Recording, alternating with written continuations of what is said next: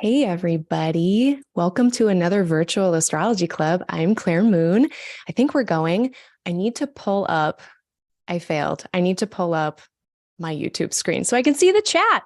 There's going to be a chat during this whole astrological forecast over on the right side of the screen. Feel free to say hello. Let me know where you're dropping in from.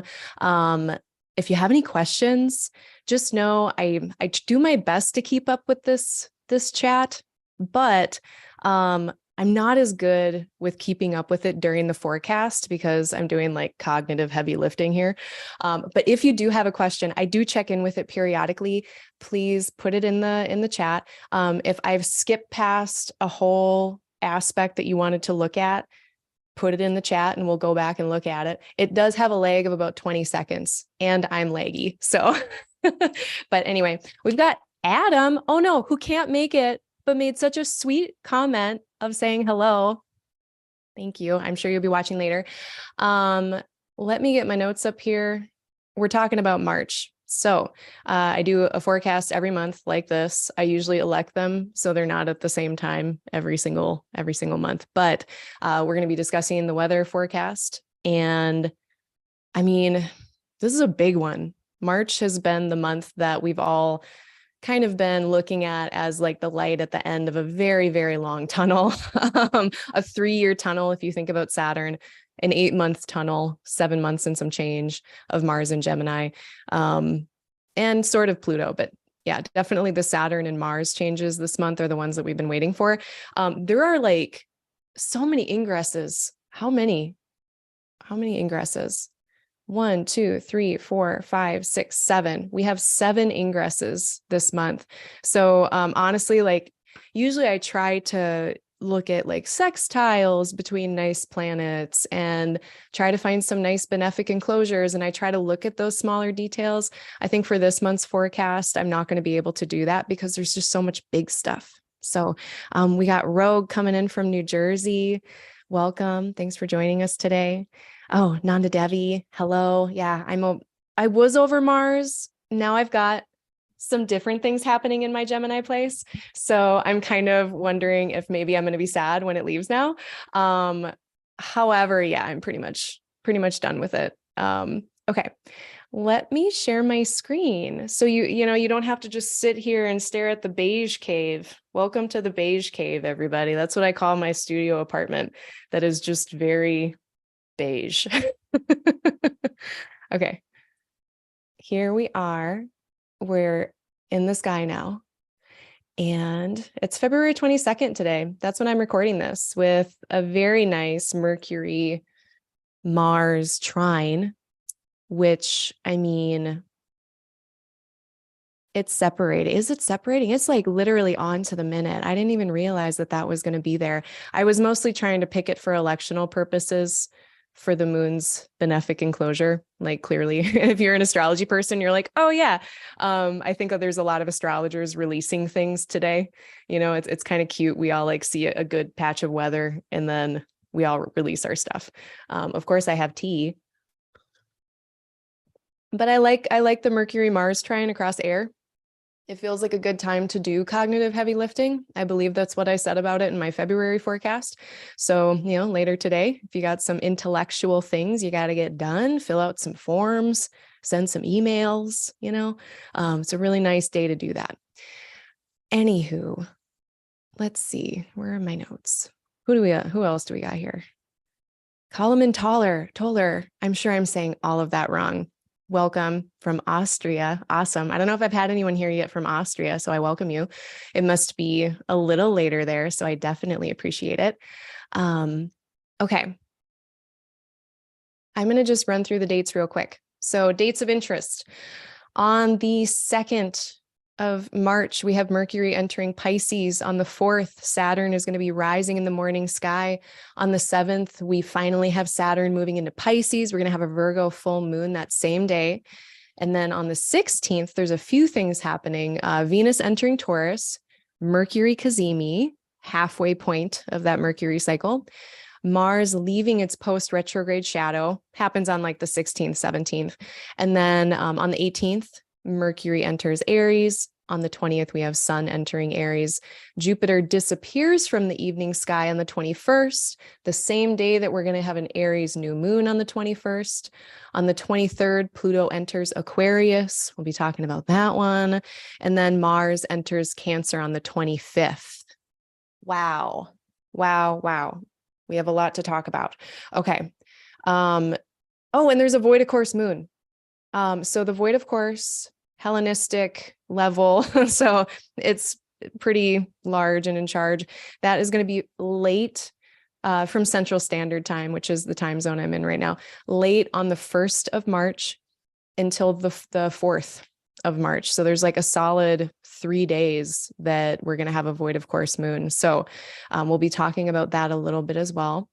I do like to do a little check-in with the qualities and modalities or of the signs basically for the month, because that gives us like a 9,000 foot view of what the energy of the month is going to be. So for instance, I'll show you what I mean. So modality being like, Aries is a cardinal sign, right? It's the beginning of the season. It's also fire, and fire has a quality of being hot versus earth. We've got fixed and it's dry. So it has that quality of being dry. Then we've got cold, and then we've got wet with water. Cold with air, wet with water. So I learned this from, if you're interested in where this is coming from, which I'm like obsessed with it now, and I talk about it at the beginning of every month. Robert Hand has a lecture. I should link it. It's on the NORWAC website. I don't know if he has it directly from a website of his own, but I'll link it below so you can watch the qualities lecture as well and listen to it 3 times and be like I was.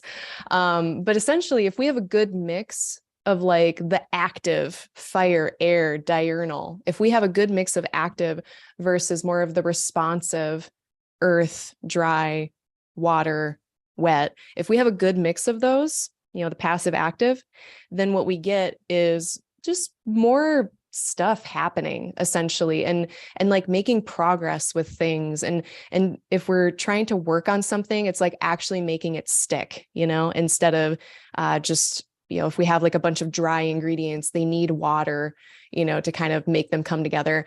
That's kind of a confusing analogy, sorry, but I think hopefully you're getting my drift. So anyway, the beginning of the month starts off with a very good balance. We've got similar number of planets in more active diurnal signs versus passive nocturnal signs. We've got a pretty good mix there. Pretty good mix as well of the different qualities. Mid-month, we're going to see a bunch of planets leave. What was it? Yeah, the Aquarius planets are going to move into Pisces. So we're going to get more of a passive kind of responsive type of vibe to things. Another thing that's going to be happening there is we get planets leaving the fixed sign of Aquarius, moving into mutable territory in Pisces.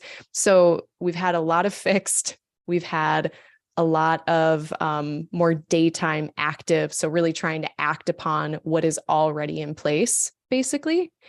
And now with the change into more mutable territory, more responsive territory, passive, I feel like it's such a loaded word at this point. So I like to use the word responsive as well, instead of just passive. It's almost like we're responding to something that has been happening, and we're able to respond to it in a really flexible way. So, and then the end of the month, we get planets moving back into fixed signs in Taurus, Pluto into Aquarius. And that kind of passive active ratio balances out again. And we're getting just as many planets doing the influencing as we have planets who are responding to that influence, versus again, the middle of the month, it gets much more just like kind of responding to things instead of trying to influence everything around us. So hopefully that makes sense. I kind of jumbled that, but that's okay. What else? The old business, I wanted to check in the chat. Did anybody have like any, because we had this really interesting, I'll just bring it up. We had this really interesting couple of conjunctions that happened over Valentine's Day, basically. We had Venus and Neptune And then we also had Sun and Saturn. We also had this really stupid opposition between Mars and Moon that night. Did anyone notice that? Like around the 14th, 15th, did anyone have like uber romantic stuff happen? Or like then maybe followed up by some reality checks with Saturn and Sun, like, oh, wow, what is this? And then being like, oh, that's what that is. Did anybody have anything like that happen? I know not everyone was out there like dating, Valentine's Day is more in my mind, like Singles Awareness Day. So, but did anyone have anything that really expressed that kind of romantic, dreamy, indulgent quality of Pisces versus like just the like analytical, harsh, rational kind of Aquarius? Because I mean, that was such an interesting set of weather patterns that we had going on. I would love to hear it in the chat if you do, or if you're listening to this later, put it in the comments. I am like sincerely curious what people noticed. And two, like if you were out on Valentine's Day on the 14th, did you notice that Moon Mars opposition? Like, was I correct to be whining about it as much as I was in the February forecast? That's what I'm curious about. Okay. Who else do we got? We got Jade from Houston. Welcome, Jade. Yes, Nanda Devi. We do have a void of course Moon. Last year. Yeah, we got a couple coming up in October too with the eclipses. So stay tuned for several more months and we'll talk about those. Yeah, Rogue, it's a long one. The Hellenistic void of course Moon is when the moon doesn't make an aspect for 30 entire degrees, like beyond sign limit. So the usual void of course Moon that people are used to is more from like, I don't know, the medieval Renaissance period. And that kind of astrology, it cuts off every time the moon enters a new sign. Then you get like a reset button and it stops being void of course. For this one, it can go across sign boundaries. And as long as it's not hitting any other planet within 30 degrees by any kind of aspect, that's a Hellenistic one. So yeah, they're rare. They're not, I mean, maybe we get like a handful of them a year, if that. Like sometimes we only get like 2 of them a year, but they are longer. So we'll talk about what to do with that. I don't think it necessarily has to be a bad thing, but in like a capitalistic hellscape material world that we live in, that everything is so determined by that. And what we value is like progress and making shit happen. And like, I talk like that all the time too, by the way. But that isn't everything. And so I actually like using void of course moons to just like chill the fuck out. So, I mean, that's valid, valuable activity as well. Hey, Vince, welcome.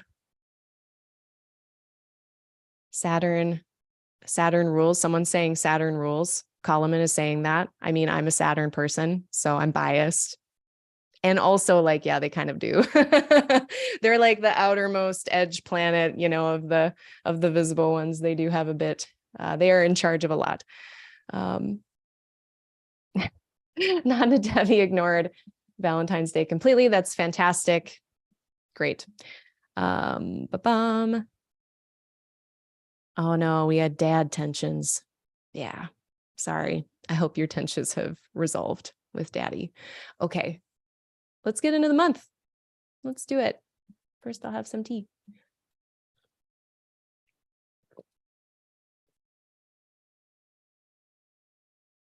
Okay. So the first day of the month here is actually pretty darn interesting. I just tweeted about it because I was reading my notes and I was like, wow. So we get the applying of this really beautiful benefic Venus Jupiter conjunction in Aries. We're also getting another beautiful, depending on how you look at it, Mercury Saturn conjunction in Aquarius. So those are both happening on the same day. This is also the day when the moon here is going to enter into the void. But that doesn't happen until later. So we still have like, when is it? When did I say it was? The spell breaks at about 9 p.m. Central Time on the 1st of March. That's when the moon goes void. So if you want to take advantage of this really nice benefic conjunction in Aries, look at the Aries part of your chart, see where, like for me, it's my third house. So I'm going to want to use that to do third house things, right? Or if I have like cognitive heavy lifting discernment to do with Aquarius stuff, I guess it's in my first. So about myself, I don't know. But if you want to use this weather for something constructive, something, I'll talk about the quality of it, but you're going to want to do that before 9 p.m. Central Time. That's 7 p.m. Pacific Standard Time. That is like 3 a.m. Greenwich Man Time if you're over in Europe. So actually, like the further east you are on the planet, you're going to get like all of the 1st of March to have this very, very nice weather. But then once the moon hits, it's going to be 12 degrees, 7 arc minutes of Cancer. Once the moon hits that, it is going to be in a square with Jupiter. That's where it starts. And then it's not going to have another aspect until it reaches a trine with Jupiter in Leo at about 12 degrees. So it's going to run this whole chunk in void. And so what does that mean? So the void of course moon, and then I'll talk a bit more about these conjunctions. The void of course moon is basically the moon not having any aspects with other planets, meaning it doesn't really have a lot to work with. It's just moon by itself. It doesn't have any friends, any support. I mean, that's kind of harsh, but that's like the textbook kind of worst case, is just like there's nothing to hold on to support you, to make anything with. It's like trying to plant a seed without any soil. So when we're thinking about starting things, like, someone might get tricked with the sky being like, oh, wow, Venus and Jupiter are really, really close. But if you try to seed something or start a project or announce something after moon surpasses that 12 degrees 7 arc minute point in Cancer, like nothing may come of it. That's kind of the deal. But again, that's coming from this mindset of what do we value? Getting shit done. And we don't always need to care about getting shit done. So what I like to do during void of course moons is just be with moon stuff, nourish my body, take care of my body. If I do have friends or family, like I connect with them, I give people a call, and like, sure, maybe it's void of course, so maybe they won't pick up the phone. But if they do, then we'll have a nice conversation. Probably wouldn't go to the grocery store, probably not going to like cook anything like super involved, just because again, trying to do stuff, it usually doesn't turn out super awesome during this period of time, but like it's really long. So can we just like not cook stuff for like 3 days? No, of course not. We can't wait, that whole time. So just be kind to yourself too. Like if little things don't turn out the way that you intended, it's okay. Just let water under the bridge. But I think the most important point here is just to get in while the getting's good before 9 p.m. Central Time. So what is this? What's the good we're getting into? Venus and Jupiter together. I mean, it's what we prefer, what we desire. It's our connections with people, and Jupiter makes it so meaningful, and we understand things and have insights, and we're teaching and learning with Jupiter. So it just feels like a really great day to connect with people that you love, connect with people you have fun with, teaching, learning endeavors that could be fun with people, anything where you're connecting or creating meaningful art, creating something that expresses your understanding of something, Venus being that creative potential. So that all just feels super fun. And it's in and I say fun because it's in Aries. Like Aries is like hella fun. They're just willing to try things, go for it. And I think if you do on this day, it'll probably turn out just great. And usually the biggest problem that we have when we do have benefics that are joining, even like, Venus, Jupiter in an opposition or a square or something like that, we can see challenges with overindulgence, overdoing things, which I would normally caution against for this. But we've got this really cool sextile, and a sextile is a helpful aspect. It helps bring together influences in a way that's a bit more constructive. And we're getting this very discerning, rational, like critically inclined Aquarius situation over here. and they're in the overcoming position. So these two actually have kind of the upper hand in this pair of conjunctions. So, if I'm ready to blast off and do a bunch of shit, then maybe it's a little reckless and it's fun. Mercury and Saturn are going to be like, hey, that's cool, but maybe pump the brakes and don't forget to bring some water, like, so I think it's going to be a really helpful, cool day. And then also like Mercury and Saturn, this is cognitive, it is planning, it is thinking about, speaking about, exchanging information about really long-term plans, potentially long-term commitments. Saturn is long-term, Saturn is commitment, and it's air. So it's all just very intellectual. So it just feels like a really great day too. If you've got like someone you're working with on a collaboration, a project, a romance, whatever it is, a great day to actually plan out some details about how this is going to go, and have a good time doing it. So that sounded like a fun day. What else was going on? We talked about the void, of course, moon. I think that was about it. So the next day,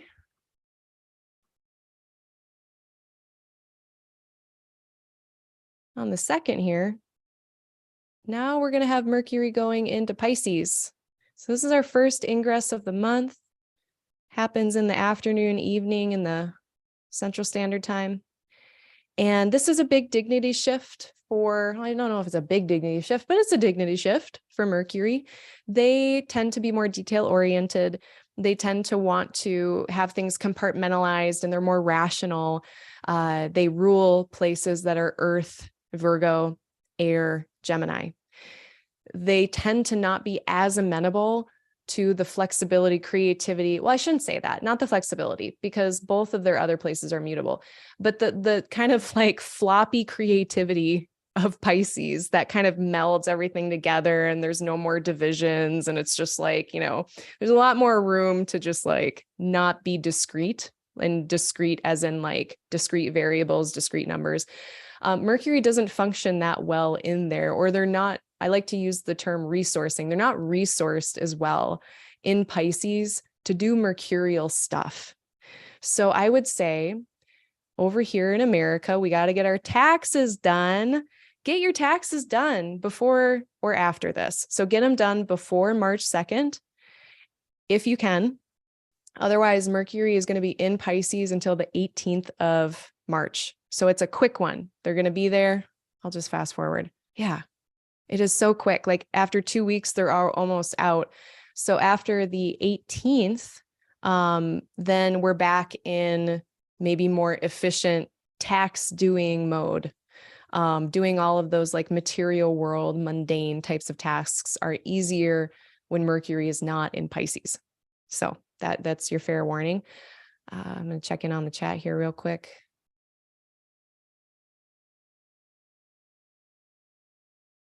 Oh, we got a question here from Joji. Looking at the nodes turning direct. I really never look at that, to be perfectly honest. Thank you for asking. But yeah, they kind of wobble around here and there. And I don't really attribute any significance to that. And I have no idea if like maybe in modern astrology they do. I have no idea. But yeah, I rarely have zero to say about something. I have zero things to say about the nodes changing direction. So sorry, but thank you for asking. I appreciate it. If anybody else knows in the chat, if anyone in the chat, we can crowdsource for Joe and just see, does anyone know if there's anything that I don't know about the nodes changing directions? All right. I'm going to get back to these comments at halftime. Okay. So, Sun, Mercury, now both in Pisces by the 2nd. One thing I'll say too is that, I really like this combination in terms of being able to, especially if it is in the 7th or something like this chart, being able to meet people where they are, in the way that we talk, in the way that we communicate. Pisces has a way of, in their ability to be flexible and adaptable, to really meet other people where they are in those interactions, to help other people feel comfortable, help them feel really welcome. So that's a very nice attribute of this. I also like this idea of, okay, if Mercury is information and how we communicate and exchange ideas, in Pisces, we have a really wide perspective about that because it's a Jupiter ruled place.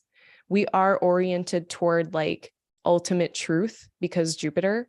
And what do we understand? So it's like Mercury is seeing all of these details. A lot of them are meaningful. It's hard to distill everything that's meaningful down into like one succinct thing with Pisces, but we can still try and do that and end up coming up with some really cool ways of expressing our understanding on like much wider perspectives. We do that a lot, I think, through artistic medium, like poetry, like interpretive dance, like clay, like, and insert any artistic pursuit. And a lot of what we do in art is express a type of understanding, a type of knowledge, but we're doing it in a way that is not prescribed, that's not like hemmed in by various like grammatical rules or things like that. Not necessarily, at least. So that's why I really like Mercury in Pisces. I don't think that like, okay, let's say you get stuck doing your taxes or something, or you have to do all this like really like material world stuff. It's fine. It just might be a little bit more circuitous. Like it might take a few extra steps to kind of get to where you're going, but that's okay. Right. I think that's all I have to say about them. I guess I will say, okay, so later in the month, you know, because like Mercury in Pisces is not inherently inaccurate. There's not an inherent inaccuracy with Mercury in Pisces, but when Mercury gets to Neptune later this month, that is when we will especially need to be careful. And I'm going to tell us exactly the dates in a little bit here, but we're going to need to employ our Mercury retrograde protocols. That's what I'm always doing. Every time Mercury's with Neptune by square, by hard aspect or conjunction, I'm going to pretend like it's a Mercury retrograde for at least a handful of days. So we'll talk about that later. But that's Neptune being kind of the pain in the dick, not Pisces. So there, stepping off soapbox. Okay. On the 3rd, we're going to have Venus meeting Chiron. You know, maybe that's something I should talk about for a second too. That beautiful benefic conjunction, as everybody saw, is like right on Chiron. And Chiron, I see kind of one of 3 or 4 things come up with them. And it's mostly like, is it ouchy? Is it healing? Is it ouchy and healing at the same time? Or is it like more of this mentor-mentee, teacher-student thing happening where we are learning something? So it's like we're healing, we're learning, it's ouchy, or it was ouchy, something like that. And it's been in Aries for quite some time. How long? Like at least a couple years, right? I should have looked this up before. Now I'm going to look it up now. 4 years. 4 years it's been in there. Oh my God. 84 years. So, you know, this stuff isn't new. Whatever's been challenging maybe in terms of the Aries part of your chart. Perhaps this first week of March, when we've got both benefics kind of flanking and moving over Chiron, this could be a moment of something that does feel healing, that does feel like a balm. It feels more like that. And with Jupiter there is definitely even more to say about learning. You know, it's really, I feel like it gives us a moment to look at a wound that we have or a thorn that's been in our paw for a really long time. And look at that, have compassion, learn some stuff, and maybe move on. Like it could be a really healing opportunity to move on from something that has been really challenging in the past. So I'm actually kind of looking forward to that in a weird way. I guess we'll find out. I don't know if it's going to be ouchy. I hope not, with the benefics being there. I hope it's tending more toward the other things. But that on the 3rd is when Venus is meeting Chiron. And on the 4th, we're going to get Saturn, who is going to be rising in the morning sky. It's going to be getting to be 15 degrees away from the sun. Is it the next day? Yeah, maybe it's more like the 5th, the 4th and the 5th. Our mathematical convention of when planets are visible away from the sun is about 15 degrees. but that's a big about. Mathematical convention is 15 degrees, but depending on atmosphere, horizon, other sky conditions, the brightness of the planet at that moment in its synodic cycle, that will also affect how visible the planet is. So sometimes it's before 15 degrees, sometimes it's maybe even a little after. But in any event, on like the 4th or 5th of March, we are going to get Saturn hopefully showing up in our morning sky. And it's been hidden for quite some time. I forgot to look that up too. Let's see. Yeah, at least since January. Yeah, we'll say that. Late January. So we've had a good, by then it'll be like 5 weeks of Saturn being hidden from the sky. And what that really implies is that Saturn's things that it's doing are not as apparent. They're not as visible. Now, there's also the note of, is that planet harmed by being under the beams and being hidden? And that's a separate question, but still very relevant and kind of entangled and intertwined with the being invisible part. Saturn in Aquarius is in its condition called being in its chariot. So it's not technically harmed by the beams of the sun during this last episode of it, because it's been in its own sign the entire time. But that doesn't mean that those significations aren't still hidden. So structures being hidden, the form that's taking place of something being hidden, the rules, the who's in charge, who's the authority, like that is hidden. Maybe losses, not quite yet apparent. That might be more of an ouchy version of what happens after Saturn comes out of the beams, is that we realize something that's been lost that we didn't realize was lost. But yeah, I mean, all in all, like then if we haven't been able to see the structure, then Saturn becomes visible. And all of a sudden it's like, oh, this thing that we were kind of in maybe this nebulous way about is having some real distinct like boundaries and defined edges. I actually can think of 2 things in my life that I'm not going to share because it's private, that like it's been a bit like loose. And I can see that by this date, like about 2 weeks from now, I'm like, oh yeah, that's actually when that project is going to be coming into form. And we'll have gotten enough information to decide on some certain things to make some boundaries on that project. Yeah. So I have a couple things like that I can definitely tell by this moment are going to be kind of coming together a little bit more in structure. So I think that's going to be part of this. But yeah, I think that was all I had for that day. Oh yeah. And then Moon and Leo. So this is our last of these. Hot fucking dog. So excited to not have Moon opposing Saturn from Leo. Of course, then we'll have Saturn going into Pisces. And then every time the Moon is in Virgo, it's going to be opposing Saturn. But there's something, and this is a hypothesis that I have, and I hope that this is maybe comforting to Virgos out there, that I kind of wonder, because like Saturn and Virgo, just qualitatively, just in their character, not technically, but just like their character, they have a lot in common. Virgo and Saturn, they're the ones with the high standards. They like things to be orderly and compartmentalized and kind of have edges around it. They have some things in common that way. And so although it's still like an opposition with Saturn is like one of the hardest aspects. And so that doesn't change. So I don't want to dismiss the difficulty that Virgos are going to have being opposed by Saturn for 3 years. I don't want to dismiss that at all. But there's something there for me about just like the concordance of quality between those two, between Saturn and Virgo, that I wonder if it's not going to be as shitty as, per se, every time the Moon or anyone out there who has a bunch of Leo placements in their birth chart has been dealing with Saturn, who is like the literal antithesis of what Leo stands for. So hopeful, kind of crossing my fingers that my hypothesis is correct on that. Also don't want to dismiss the difficulty.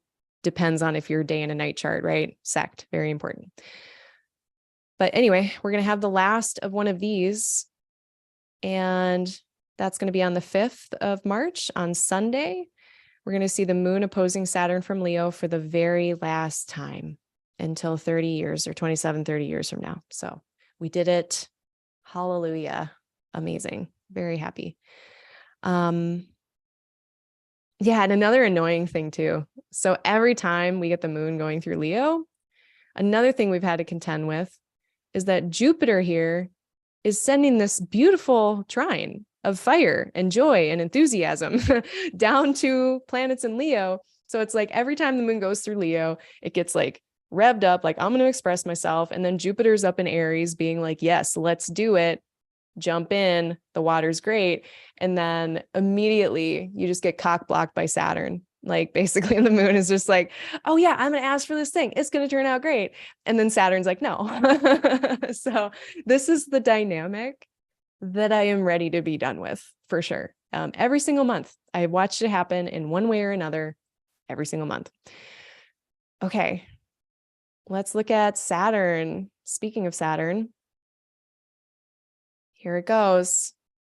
This is the moment we've all been waiting for, including congratulations, Aquarius. You did it. You got through your Saturn return. Wow, so amazing. You're going to be like so fresh so soon. You're going to feel so different, I'm sure. It's getting out of my first, so maybe I'm projecting and maybe I'm biased because I feel like Saturn in the first house, it's like honorary mention of like shitty Saturn transits. So sorry, Pisces. Saturn's there, but also I'm not sorry because we need Saturn sometimes. There's a corrective quality that occurs. I remember before Saturn went into my first, I was actually excited for it because I was looking around in my life like 3 years ago and I was like, this is a mess. This is a disaster. I would love to have some boundaries and some structure in my life that is healthy and a container that feels good, and maybe have a little bit more discipline. And even back then I was like, why can't I be disciplined enough to just keep doing squats consistently enough to get this booty in order, right? And 3 years later, like Saturn has helped me do all of those things. I don't want to be controversial, but people talk about like Saturn giving you gifts. And I mean, my own personal opinion, my astrological opinion is that is not, I don't look at it that way necessarily. Maybe I just have a different mental gymnastics about it, that Saturn does not give gifts as much as we work our asses off and then maybe we get something out of it. And maybe Saturn helped us do that, or maybe Saturn reflected us doing all that work. But I don't, yeah, especially if you're a night baby, I'm hesitant to talk to a night chart, especially after a Saturn return or even during, and just being like, oh, there's going to be a gift. It's like, I do not see that with night charts usually. Like it is, if there are, they are silver linings of like, wow, I am a very resilient, strong person because I got through that and I can be very proud of myself. But in any event, I feel like, 3 years later after Saturn, at least going through my first, doing squats all the time. Like, I'm not like the most disciplined person on the planet, but it's way better than it was 3 years ago for sure. And a little part of me doesn't want Saturn to leave. I can't believe I'm saying that, but like, I'm like, oh no, I don't want to lose my discipline. It's been so helpful, even if it's been difficult. So, like I think there are things to look forward to if you're a Pisces. And if you are a Pisces, I did a huge, big video on Saturn going into your sign. I did some rising sign horoscopes as well for that. So no matter who you are, if you got Saturn going into Pisces, it's your Saturn return, especially, go check out my Saturn and Pisces video. It is linked. I believe I already linked it below. So Saturn's going to be bringing form and structure. There's a few, I'll just summarize my thoughts here.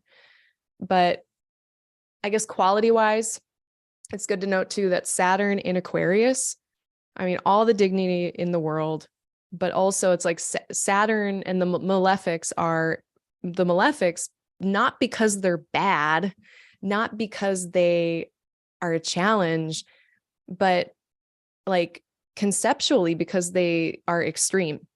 So Mars is extremely hot, Saturn is extremely dry, whereas the benefics are benefic, not because they're necessarily good, but because they provide the stable, moist predictable conditions for growth.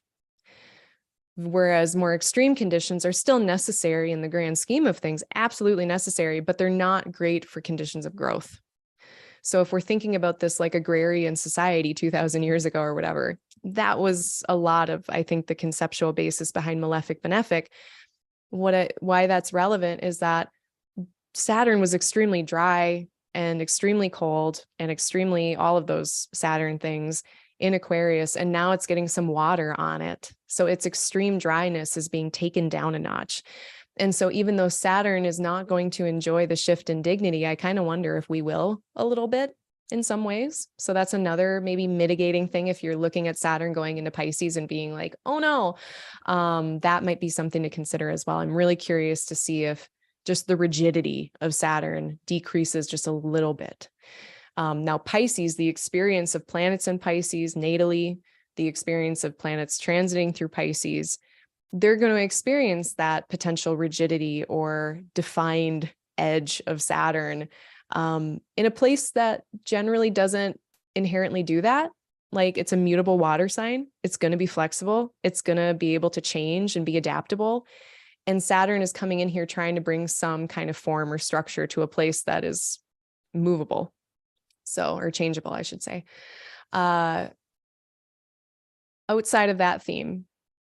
So like, I guess I'm going to use myself as an example. Second house, I have Pisces in the second, bringing form and structure to how I manage my money.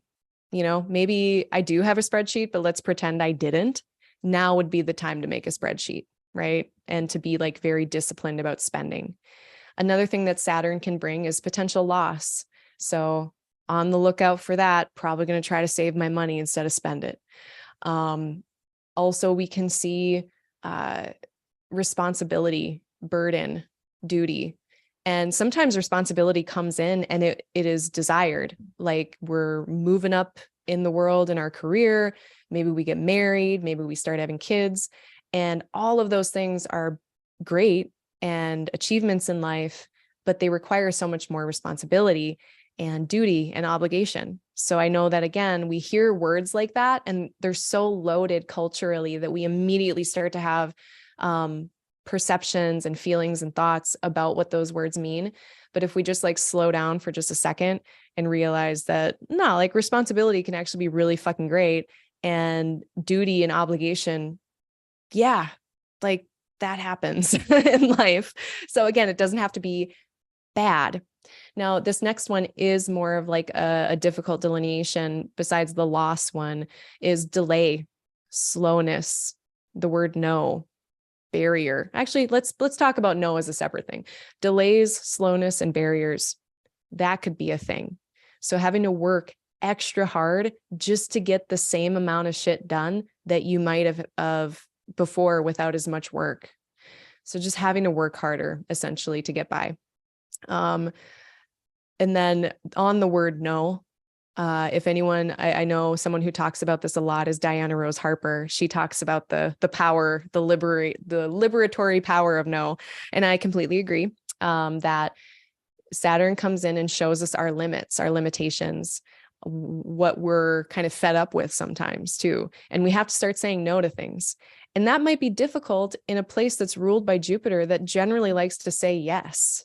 It is very accepting and inclusive, and having to say no or be exclusive or reject is not easy for Pisces. So having Saturn there, in some ways, depending on who you are, if you're like me, we could stand to say no to some shit. We could stand to have some healthier boundaries. But if you're someone who, you know, it depends on who you are. Some people have so many boundaries that they become barriers, and, you know, maybe it's not a problem for you. Either way, Saturn comes in and sometimes we are said no to, or we have to say no. So there, I don't want to get into it too deep just for the sake of time. But if you do have a bunch of Pisces planets, or it's your Saturn return or something like that, be looking out for those themes for the next 3 years. Okay. What else is happening that day? A full moon. Oh, I'm like a weekend. Oops. That was the 7th, by the way. I had it on the 12th. So on the 7th is when Saturn goes in here. And on that very same day, within 1 hour, we have the moon going full. So I'm gonna get that up here. Where is it? Here it is. So this is a really interesting full moon, and it's preceded. Yeah, see, we got Saturn here right at 29:59. Within an hour of this, Saturn's going to jump into Pisces. This full moon in Virgo is preceded by a new moon in Pisces that we just had. I just made a video about that as well. You can go watch that if you want. The Pisces new moon, it just felt like such a great moment to dream and hope and envision one last time how things could be, based on, and Venus was in there. So at the time, so based on our values, our preferences, our desires, those are relationship stuff, all of that coming into the mix as well. How great could things be in the Pisces area specifically? So again, for me, it was more about like my resources or getting my needs met. And I'm like, oh my God, this could be a new start in how I receive or how I get my needs met. How great could it be in doing that? And then, like Saturn comes in and on another note as well. And I did talk about this in the Pisces new moon video. Like Jupiter, who rules Pisces, it's within the realms of Saturn. It's still within the solar system earlier or closer to the sun than Saturn. So like what Jupiter dreams of, like what Jupiter hopes for and has faith in, and believes it can happen is, to me, within the realm of reality. And it's achievable. That's very different than what Neptune is doing. And Neptune maybe is adding as well a bit stretching that a bit beyond what is maybe practical or beyond what is reasonable.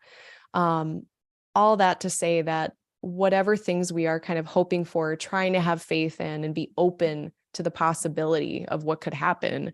Now that's being followed up by somewhat of a reality check that I think can be really actually quite helpful. So Saturn's going to come into Pisces and be like, okay, that's what you want. Do we have what time, resources, people do we have to make this happen? And then the moon is in Virgo going full, saying what details need to be considered as the process to make what you want happen. So it's not good enough to just have a beautiful vision and to have it be totally in alignment in your mind, at least, with what you value. I want to do this thing or achieve this or be this or have this job. And, if I do that, that will be in alignment with who I am and what I value.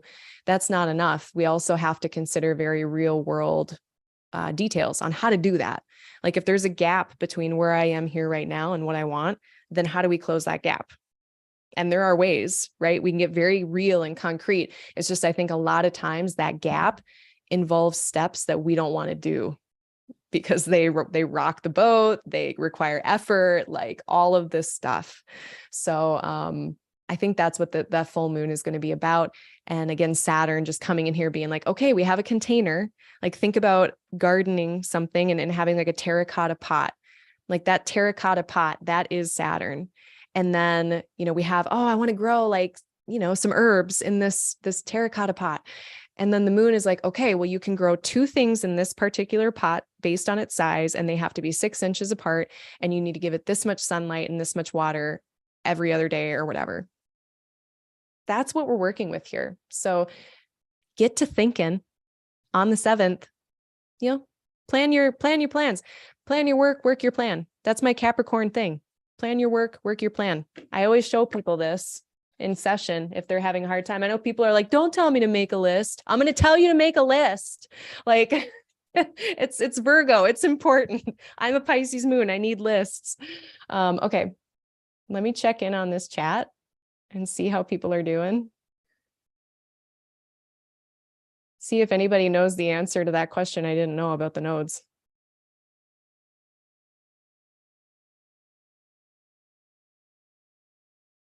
Yeah, some people, there are a lot of weeds to get into with the nodes. Thank you everyone for responding to that. I love when we can crowdsource stuff because clearly my brain is small. It doesn't know everything. Rogue, I'm gonna assume you're saying that opposes my Uranus. Extra ouch. I need no extra ouch. So you're probably thinking like Uranus opposite that Chiron stuff.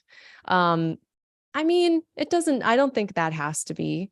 Uranus transits, the keywords that I like to use for Uranus transits, especially the hard ones, are, of course, disruption or interruption.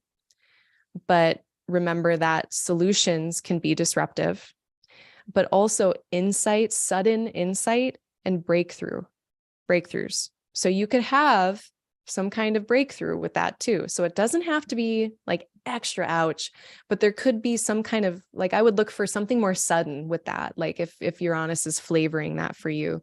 So like if you get a sudden idea or realization, that might be it. Carrie Taylor Astrology is here. They're an astrologer. Go check them out. They got a website and everything. They ask, if a transiting planet is an aversion to your natal planet, does that mean that that planet can't help you?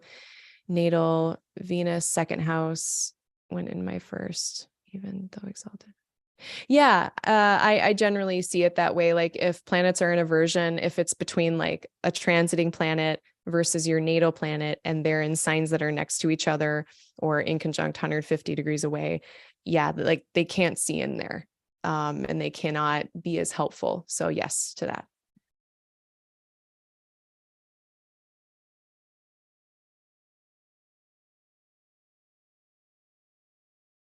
Oh, and someone did notice those Valentine's Day transits.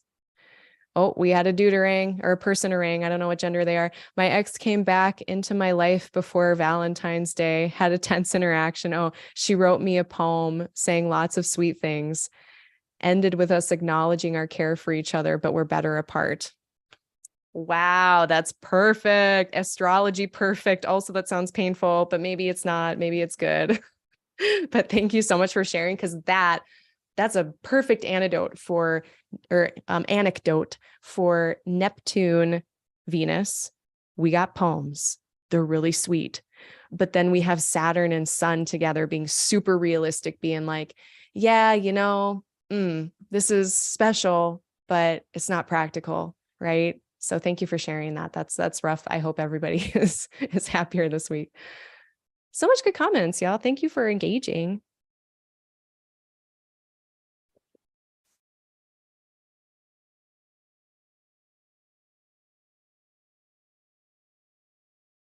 Taylor, what up? What up? Indeed. Welcome.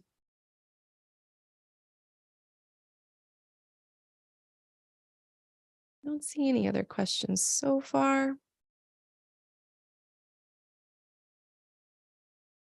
I don't know where the Saturn gives gifts things comes. I don't know where that came from or where that started. A lot of people go with that. So that's why I'm like, I don't want to offend anyone. There's a lot of people who say that, and we all have our different practices and we all have our different ways of looking at things. And I'm very both and, but that's just the way that I see it is not they're not the gift giving. That's Venus. Venus is giving gifts.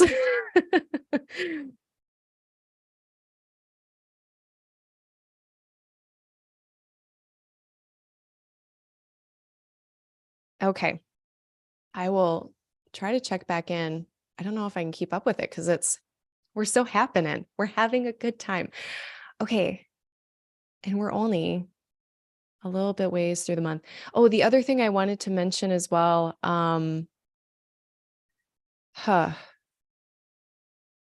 Mars is within 3 degrees of Neptune at this point. So Mercury retrograde protocols are a little bit on the map for me. I do it with Mercury and Neptune, but also Mars and Neptune. Kind of the same thing, because it's like Mercury's our ideas and our words, and Mars is our actions. And Neptune fucking with either of them, I'm just like, nah. we gotta keep it on the straight and narrow. Hold please. I'm looking at one other note. Oh, yeah. Okay. One other thing before I talk about Mars and Neptune, though, is that now with Saturn, if this wasn't already obvious, Saturn being an immutable sign, that means now that every time a planet ingresses, and we'll notice it most with the moon because they're the one that's clipping around the quickest, all of these planets are going to run into Saturn by hard aspect as soon as they enter a mutable sign. So ingresses, at least for a little while here, for months, less than a year, because then Saturn, less than a year. But there's going to be a period of time here this summer, especially when planets moving into those mutable signs. It might be a little bit of rocky couple days until they get beyond those degrees. So just keep that in mind. Then the other thing I wanted to discuss was, now Mars and Neptune. This is the third of 3 squares that are heating up.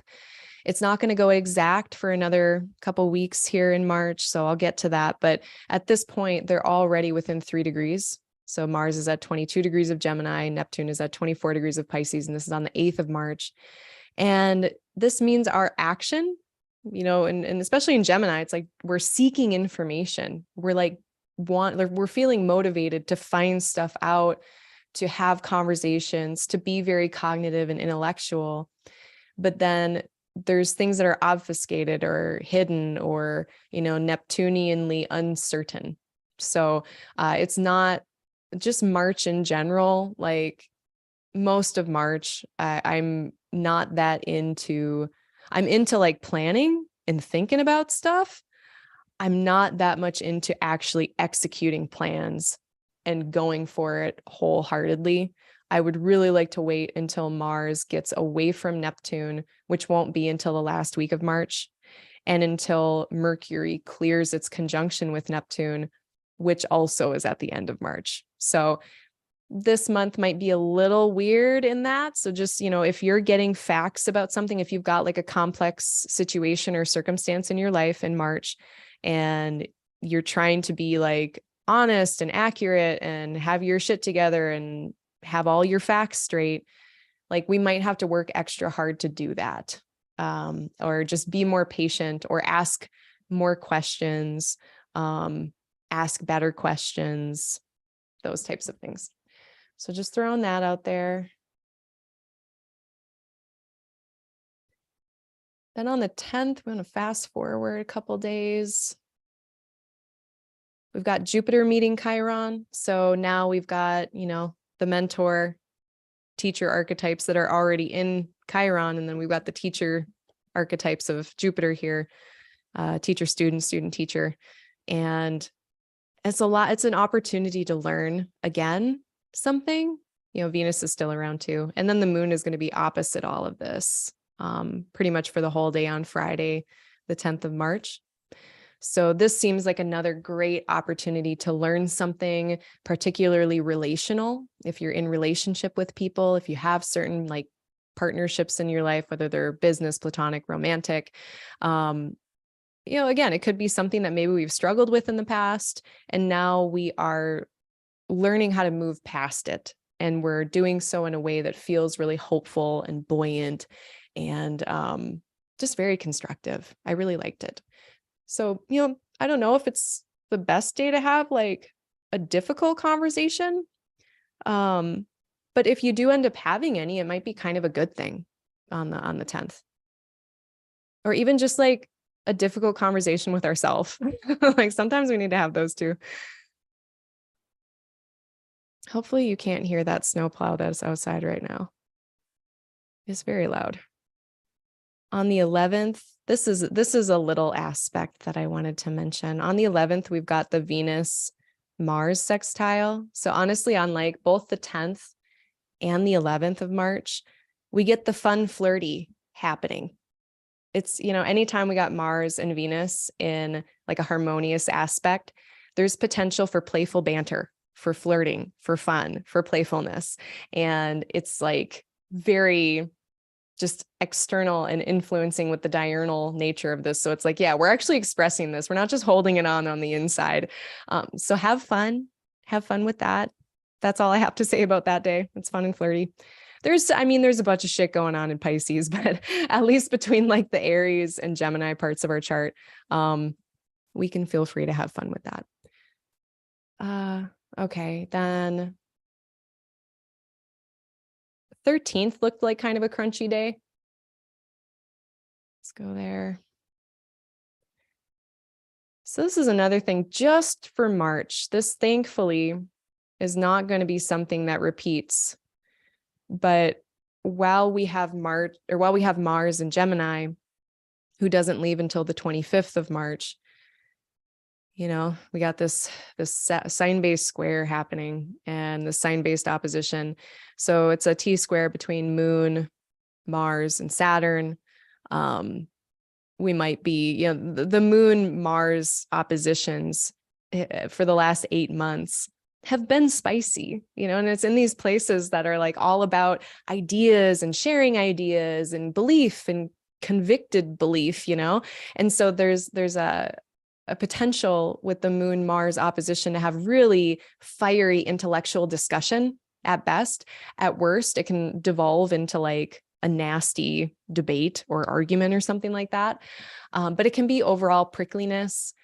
And then Saturn is here just like trying to be careful and measured and deliberate about things. So there's a little bit of tension, but with Saturn being here, I feel like it holds like the energy of this T-square down a bit. And we might be feeling that tension kind of internally almost. It's like Moon and Sag is very enthusiastic to share what it knows and to share what it believes.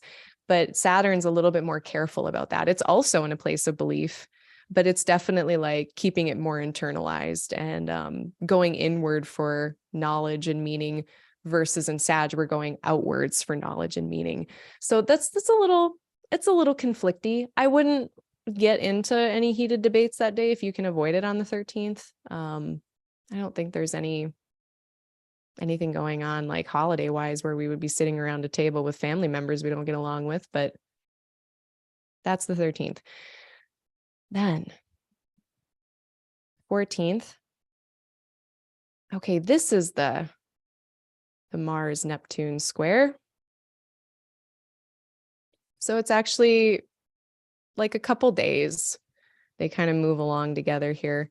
The 15th, they're both at that 25-degree mark in the same degree. Also the 16th. And then by the 17th, Mars gets into the next degree. So definitely like 15th, 16th of March, 17th of March. This is when, if you want to act on a piece of information, you might want to just not. You might just want to just hold on to whatever action for a few days. And let's talk about this. So this is a really fascinating situation. There's just so many things happening. I'm going to try to pick this apart. So Sun conjunct Neptune, really great if you're trying to like dissolve your ego into nothingness to become no one, as Ram Dass says. Sun Neptune, great for just like melting into the oneness, you know, great for making art, poetry, all of those. Like if I'm the sun and I'm expressing myself and my beams of light, I'm doing it through this dreamy prism of Neptune. And so it is a great time to do your spiritual works, connect with spirit. There's a porosity and an openness to things here, especially if it's in Pisces. It doesn't rouse like a ton of like vigorous energy though, like in a very active sense. Like if you want to go run a marathon on this day, might be kind of difficult to rouse the energy to do that. If you need to be super assertive, you know, and that might be where some of this crunchiness comes from here, is Mars in Gemini is incredibly assertive. It will advocate for itself. It will do so with a bunch of facts backing itself up, you know. It's very easy to, you know, verbally stand up for itself and be assertive, whereas Sun Neptune, not so much that. Much more just kind of hanging out and being, you know. So those are very different energies. Then before I move on, let me see if there's anything else I needed to say about that.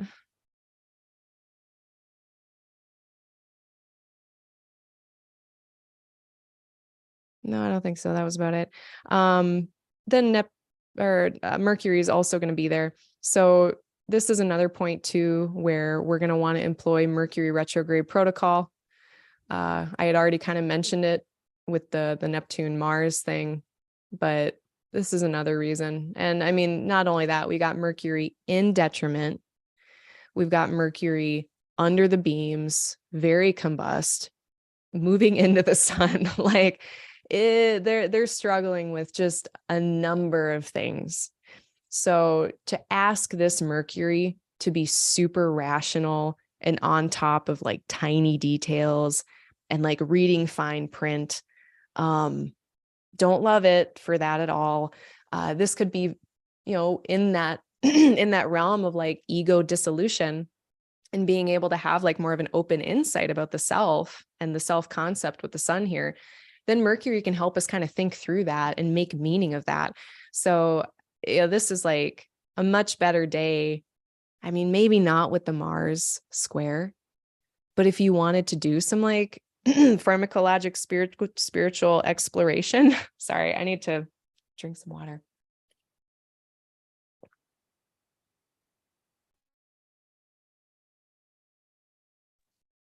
If you wanted to do some internal landscape exploration, this could be a good day to do it.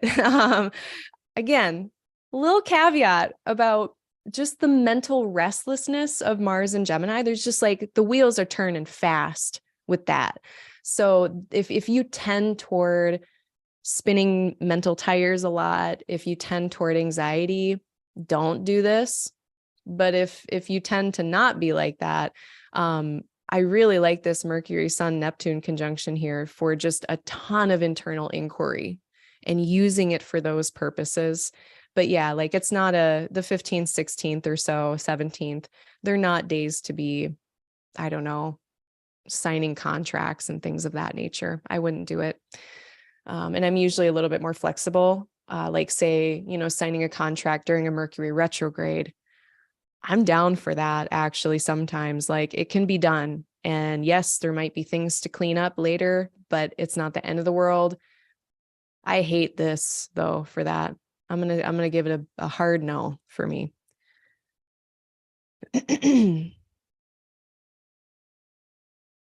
Okay, so yeah, and I guess maybe the last thing is just like, again, like it's just such a different energy that Mars and Gemini wants kind of cold, hard facts, like where are the discrete details?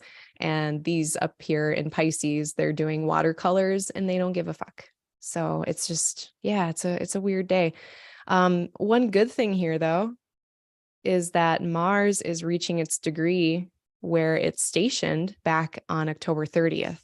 So on the 15th and then the 16th, we see that Mars is at that 25th degree.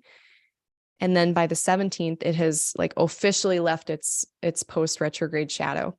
So if you saw any like particular narratives or stories of that Mars during that whole, honestly, since August, I'll just say roughly since August of last year, then we got the retrograde in October.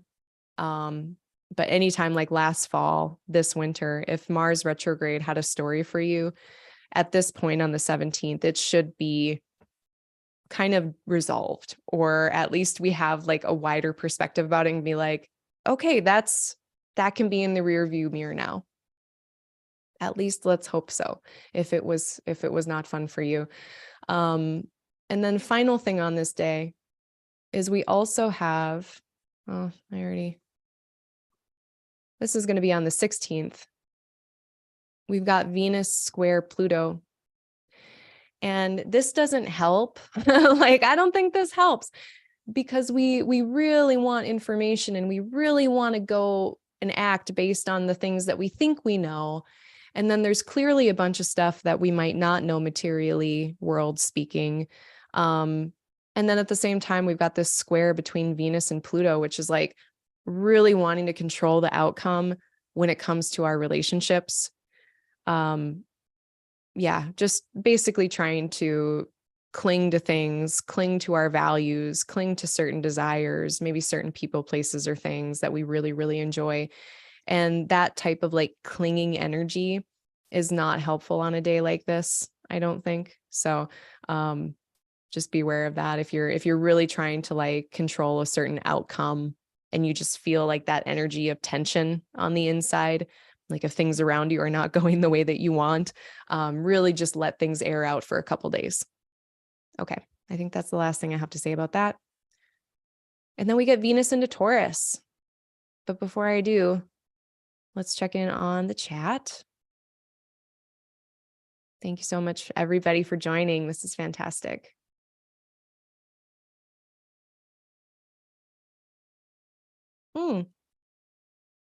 Carrie Taylor's got a channel. Everyone go subscribe.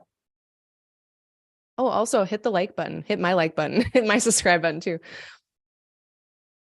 Yeah, that's actually something I wanted to do because my third house is Aries and both benefics are in there right now.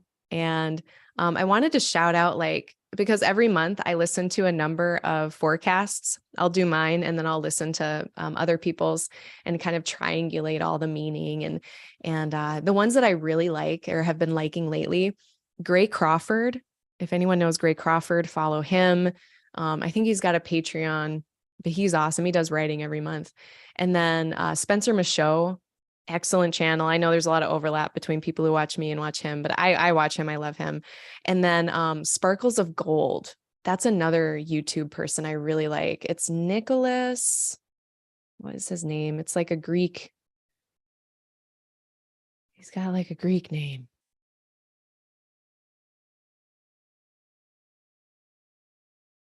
Nicholas Polymenikos. Yes. He's great. Go follow Sparkles of Gold. That's another one I've been watching. His YouTube channel, I think it's a little newer. I'm not sure, but I've been watching it. It's good. Okay. What else? Does anyone have any other questions?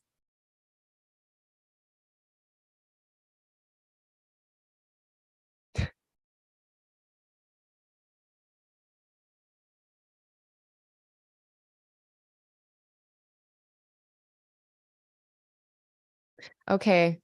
Nanda Devi is giving us some background on Saturn giving us gifts and where that might have come from. Might be a nod to the modern psychology that our greatest struggles offer our greatest insights. I'm down with that. I can get on board with that. An optimistic outcome of difficulties we experience through life. Yeah, I mean, that's what they're trying to do for sure. But no, it's like the lotus that grows from the mud, definitely. I guess we'll call it a gift, but I'm not going to call it a gift. I don't know. I can't do it. But I love that. Thank you for that. I bet, I'm sure you're right. That's got to be it.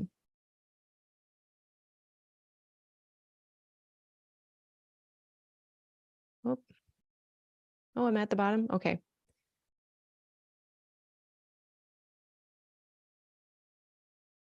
Okay. I think we're caught up here.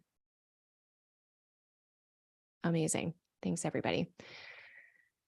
So, man, we really got kind of I don't know what you want to call it. We got a free pass a little bit here with Venus's transit through Aries.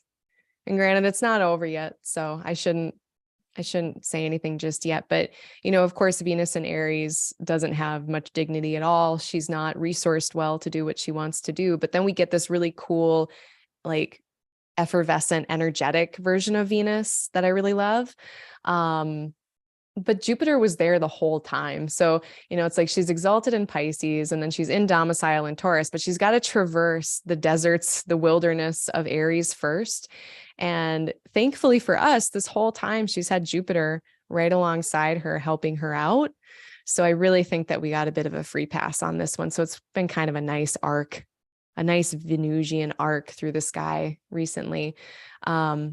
So by March 17th, we're going to get Venus into Taurus. I think this first week, these first few days when Venus is with Rahu, the North Node, I do look at the North Node as a place of confusion, distortion, if it is this like bodiless, insatiable dragon head that's just endlessly hungry, that could be maybe some greed, maybe some overindulgence. So just make sure when Venus is in these first few degrees of Taurus, we've got like the 17th, 18th.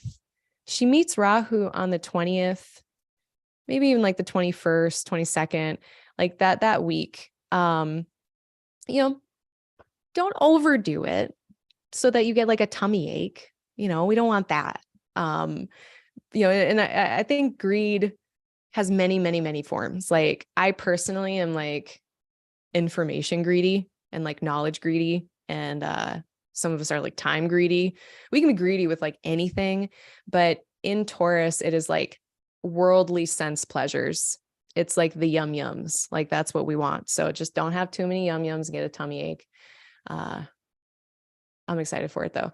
And do lean into, at the same time, I'm also going to tell people, Venus in Taurus, it's like, lean into what you love, lean into those things of the senses, whatever senses you have, like smell, taste, touch, sight, whatever you like looking at, whatever you like listening to, the incense that you like, the foods that you like, really lean into that. It's going to be an easier time to maybe get those things that we value met. So when in Rome, so she's there. What does that mean? Yeah, we won't have to deal with Mars for just a second. We're going to be in a sextile with Saturn. So that's kind of interesting maybe to discuss, as there will be about a week where she's kind of feeling, maybe less, maybe just a few days, where she's feeling that sextile with Saturn. There's some kind of, it's really stabilizing, honestly. It's like in that container, that terracotta pot where we're going to grow our couple herb plants that are grown 6 inches apart. Venus comes in and it's just like the highest quality seeds of rosemary, or, we're putting Miracle Grow on it. It's just, it feels like a really good recipe to just create something stable and lovely in our life. I like it. It's also why I really like that we're going to have a sextile with Jupiter and Saturn. I should have mentioned that. Let me mention that now. This is way ahead in the future, but in May, when we get Jupiter into Taurus, that's actually quite the blessing.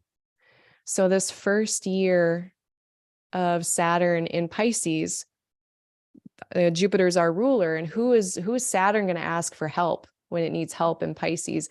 It's going to be asking Jupiter, who's going to be in Taurus for a year, and they're going to be connected by a very harmonious sextile. That is going to be so helpful. And I know that Jupiter doesn't particularly have a lot of power in Taurus. That's okay though. I still really like it. So yeah, I just want to make a note of that. That's definitely a helpful thing. Oh yeah, and the Mercury Cazimi. Okay. So that's happening on the 16th and the 17th. So I was talking a bit about internal landscape exploration, whatever way that you decide to do that. Mercury Cazimi, this is actually, because Mercury is direct, it is the halfway point of Mercury's synodic cycle. It's cycle in relation to the sun. So, if you want to think back what was going on at the restart of this cycle, and that was actually January 7th, if you want to go back into your planners and your journals and see what you were doing, it was actually that Cancer full moon that we had that was opposite the Cazimi. Let's just go to there. Mercury conjunct the sun. Yeah, January 7th. We had the Mercury phase or Mercury cycle starting over, and we had this Cancer moon, and whatever was going on then, I'm kind of curious if people can figure out in their own life what might be coming to like some other part of that story. And it is like a halfway part of that story. Mercury Cazimi, any planet Cazimi, is just in the heart of the sun.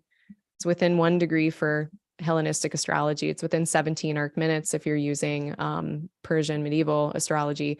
And this is a time when Mercury, who otherwise is like hidden and under the beams and not doing very well, it actually gets a moment of relief, of clarity, of insight, and it gets the ear of the king. So then the sun, who's like emitting its rays and doing its thing, the sun is, standing up for what it feels called toward and what it wants to express and embody. Then it's like it imbues Mercury with that.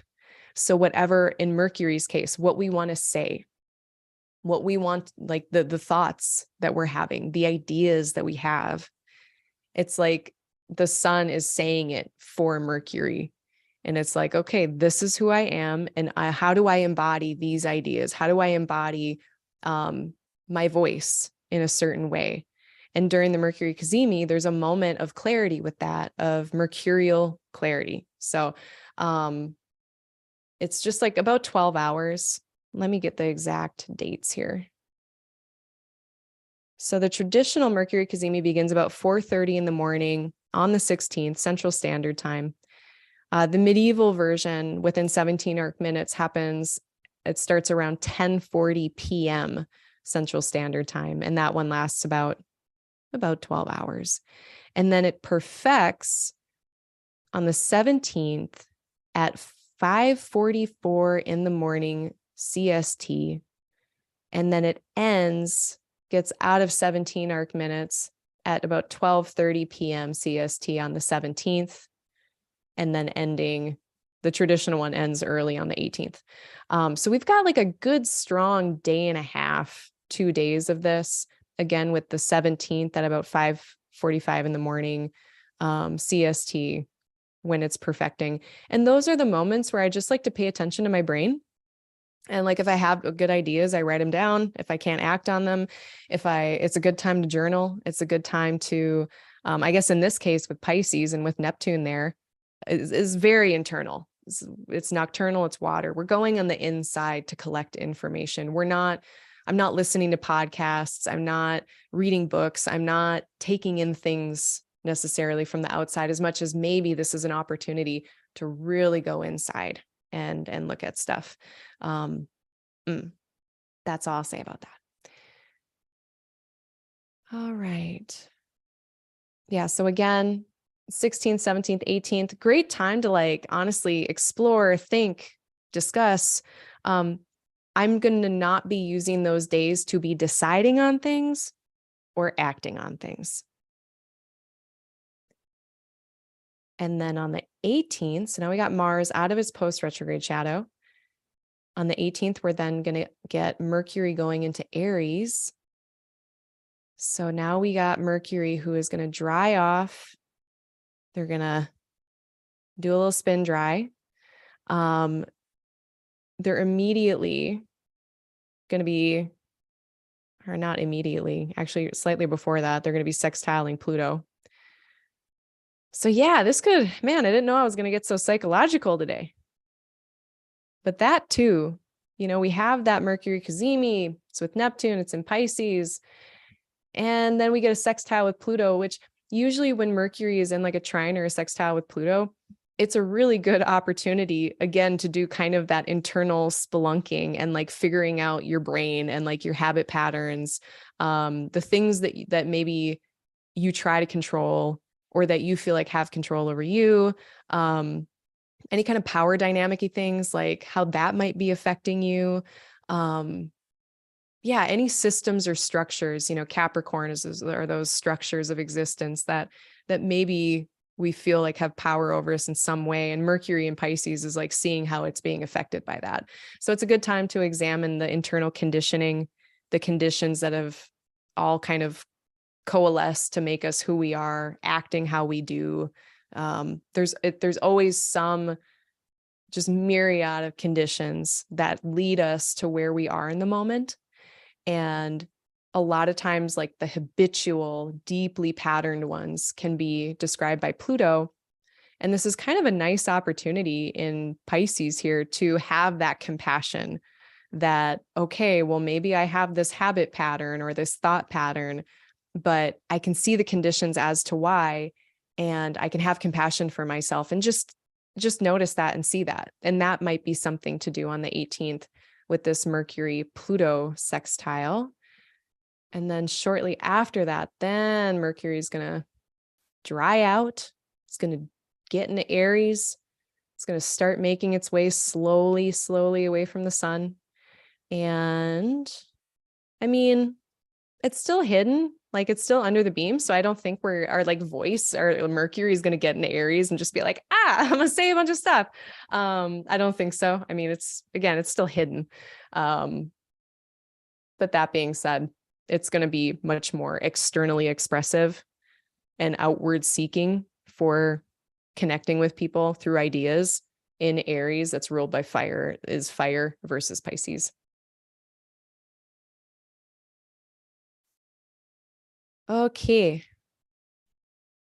Then on the 20th, we get Sun entering Aries, which is an exalted situation. Not by the hour. Let's try by the day. And we get this new moon here in Aries.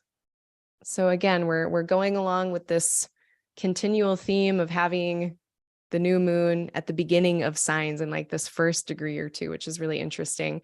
It's going to be witnessed by its ruler Mars by a harmonious aspect. Mercury's around, Jupiter's here, not witnessed by Venus or Saturn or any of those people. But this is definitely that energy to begin something. Absolutely. It's more of that kind of exchange with other people, sharing ideas, coming up with plans, but all in that Aries energy of trying to begin something, trying to really start something in earnest. I do like the idea with this, especially now with the sun here. Like this is a chance to intent upon how we want to embody our voice. You know, if Mercury is how we speak, Jupiter is here being our truth, what we understand, our knowledge, our wisdom.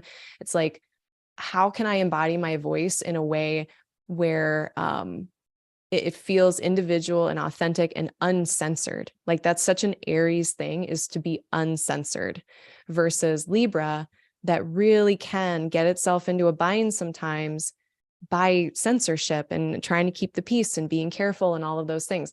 So with this new moon, definitely this idea of like how to embody our voice in a way that doesn't feel like censorship. Of course, you know, do no harm. There's a way to be assertive. There's a way to be self-advocating and real without being a dick. Like, I'm not saying to be like, oh yeah, whatever, I'm going to say whatever I want.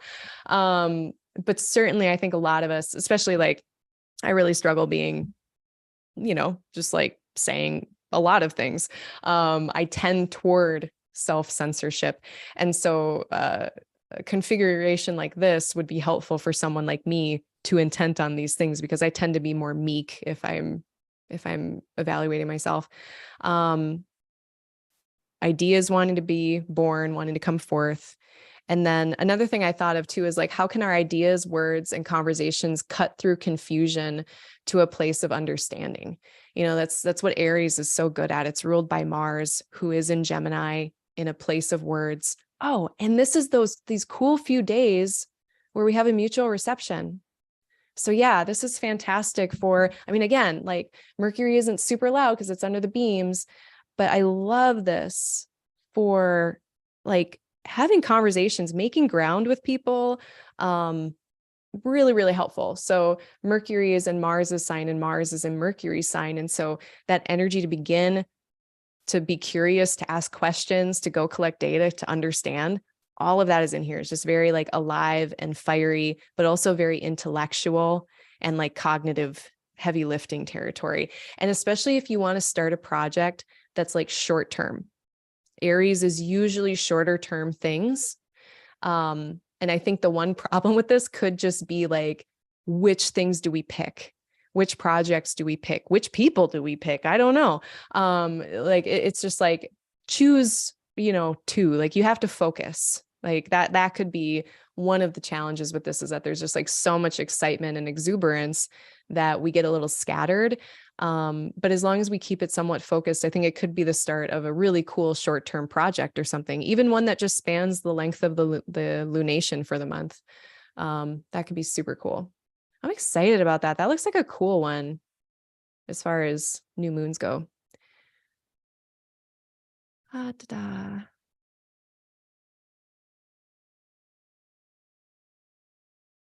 Okay, so another thing that happens that's kind of interesting here is that Jupiter is going under the beams.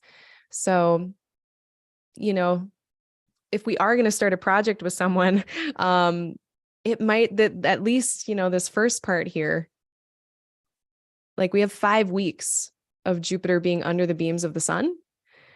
So maybe there are things that we know or that we're trying to understand that we're not like shouting from the rooftops. Maybe we're not sharing everything we know right away.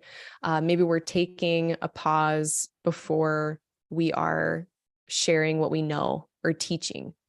That's another Jupiter thing. This could be some kind of educational project or something, but there is like a quieter note. This isn't as like loud as I think it could be otherwise. But I don't know. I don't think it's like a problem at all. But certainly just to like dial down like the loudness of like announcing a bunch of shit or saying a bunch of shit loudly. It might be a little quieter than that, which is fine. It is what it is. Okay. So then backing it back up here on the 23rd, we have Pluto going into Aquarius. This is going to be, it's a big one. It's a long transit. I think if you have like natal stuff at the early degrees of a sign, then you might feel this. And like, you might already be, because by degree, if you've got stuff in like the first couple degrees of any sign, you've already been feeling like the whatever aspect is here. Like, it's been within like 3 degrees of your early signed planets for a long time. So, and I've been noticing that in my client consultations as well, is that like the Pluto themes are already happening for those people. So like, say you do have something at early Scorpio or early Libra or something like that. Otherwise, if you don't, like, I'm not convinced something's going to come, like an energy is going to come and knock you over the head and be like, Pluto's in town. What I do think about this on an individual level, and this is what I've been sharing with most of my clients, is just, Aquarius is in the realm of the mind. It's air. It's fixed air. So it's very naturally like you want to talk about rigid thought patterns, ways of thinking that are really ingrained, that, okay, yes, we are open to change. We're Aquarius. We're open to novelty, and we like to optimize and analyze and make everything better all the time. But also I like to remind everyone of like, better for who?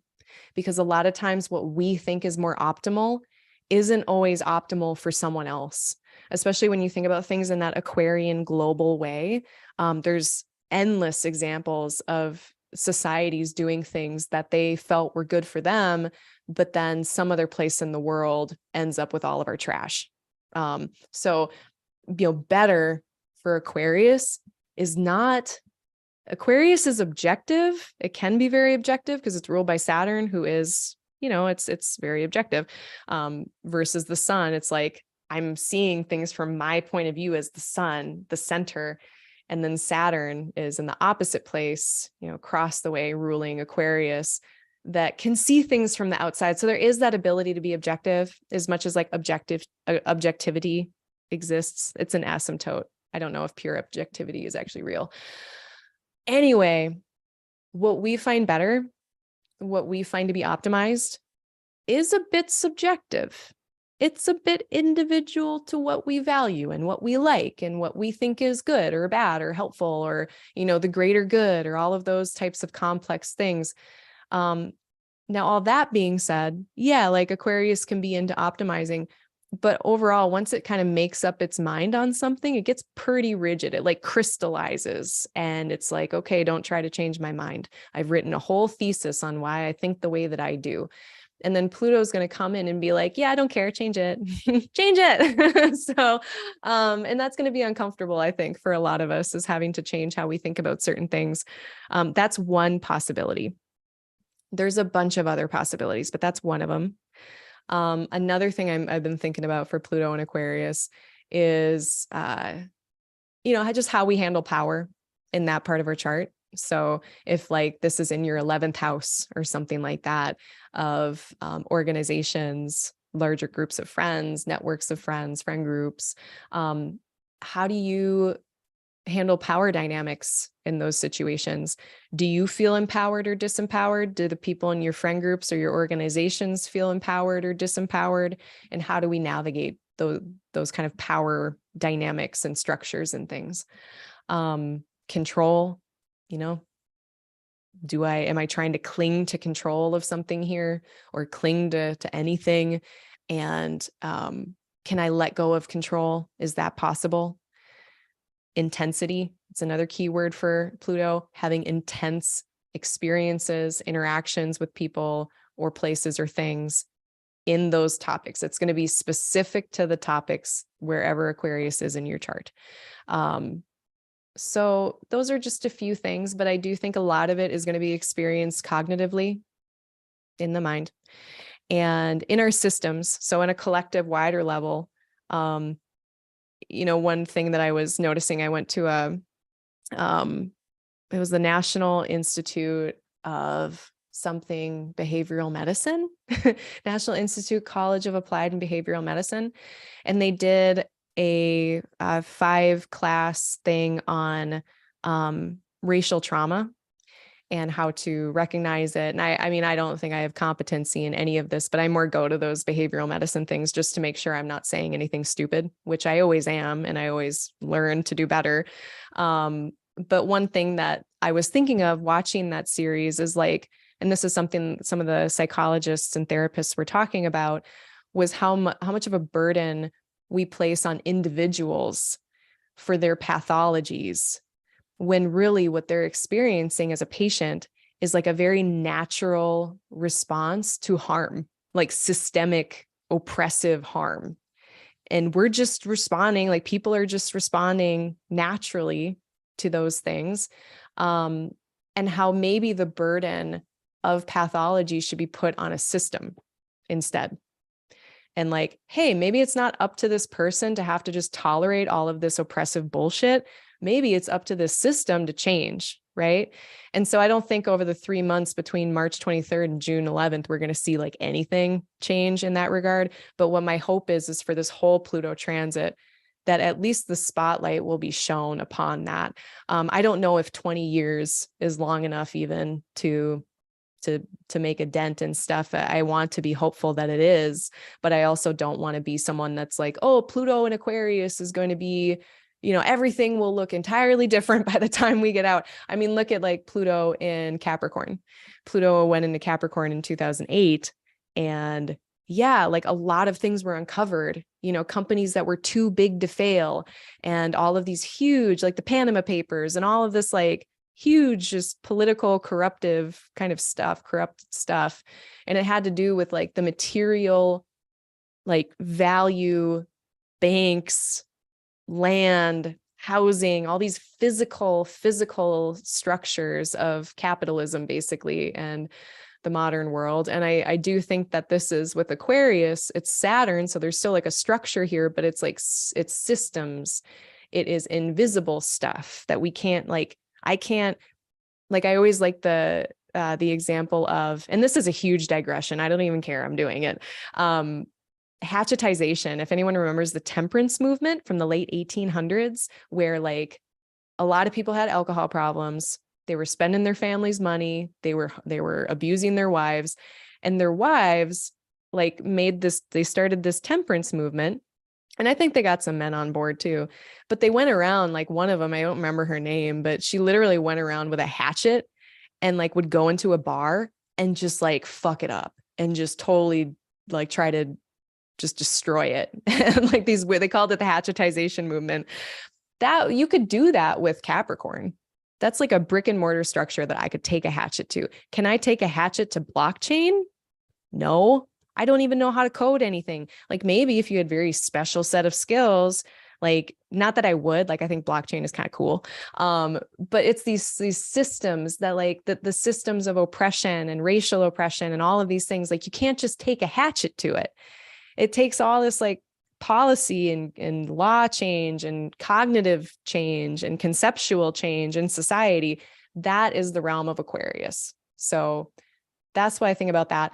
Blockchain is a good example, though, of a way that we could see transformation in larger society. And I think my maybe more achievable, like applicable. I shouldn't be so pessimistic. I should be hopeful, more hopeful. It's not helpful to be pessimistic, but something that is interesting with blockchain is like, I think with Pluto and Aquarius, we're going to see all the applications, well, not all of them, but some of the applications for that maybe don't even have anything to do with money or currency. So I think it can be used for other things like the energy grid, who knows, lots of stuff. So that'll be really interesting on an individual level.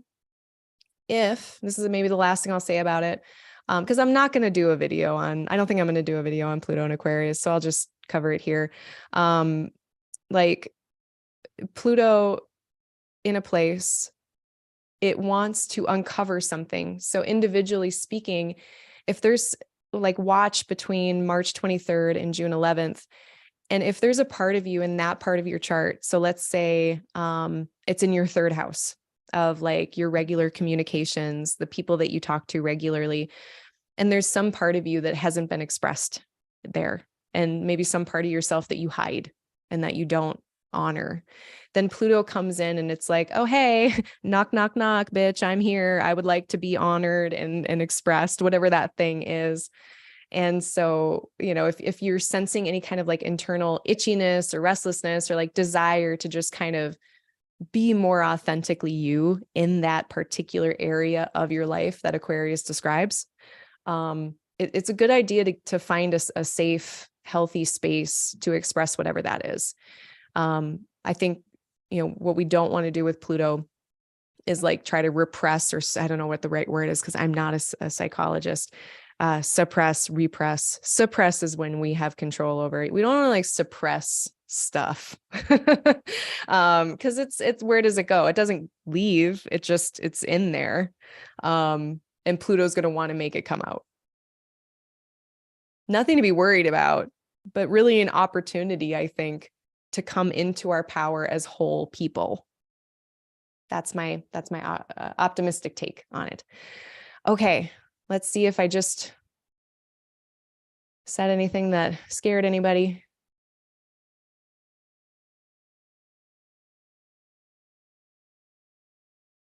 Nope, we're doing good. Looks like we're doing great. Okay.